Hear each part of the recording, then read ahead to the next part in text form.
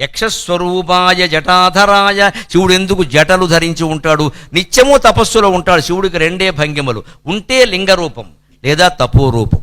అంతేగాని శివుడు హీరో చిరంజీవిలాగా కాలు ముందుకెట్టి నడుమిచ్చి చేసి నిలబడ్డ, ఈ మధ్య వేస్తున్నారు పోస్టర్లు, సినిమా యాక్టర్ని చేశారు శివుడు కూడా. ఇలా నిలబడడం అలా నిలబడడం ఇవన్నీ ఉండవు ఆయనకి. ఉంటే శివలింగ రూపం. మానవ రూపంలో కరచరణాలతో ఉంటే రెండే రూపాలు, ఒకటి నటరాజస్వామి నాట్యం చేస్తాడు, లేదా తపోభంగిమలో ఉంటాడు. అంతకుమించి శివుడు క్యాలెండర్ ఉంది అంటే వేసినవాడు ఓవర్ యాక్షన్. అది శివుడు అలా ఉండడు. నిత్యము తపస్సులో ఉండడం కారణంగా జుట్టుకు నూనె రాసుకోడు. అందుకే జటాధరాయ, ఆ జడలు కట్టేసి ఉంటుంది. ఆయన పట్టించుకోడు వాటిని. మన పిల్లలు కూడా యువకులు చాలామంది యువతులు ఈ మధ్య నూనె రాయట్లా, వాళ్ళంతా శివస్వరూపాలుగా మనం భావించాం. వారిని ఏమి అనొద్దు మీరు. ఏమన్నా అంటే అది ఆ నూనె మనకి రాస్తాడు ఆమోదం. ఎందుకు వచ్చింది? ఆయన శివుణ్ణి చూసిన పుణ్యవరా అంటే అయిపోయాయి.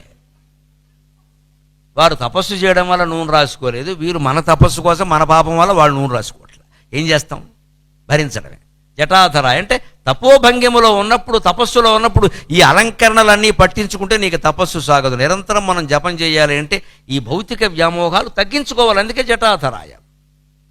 పినాకహస్తాయ సనాతనాయ, శివుడి చేతిలో ఉండేటువంటి ధనుస్సుని పినాకం అంటారు.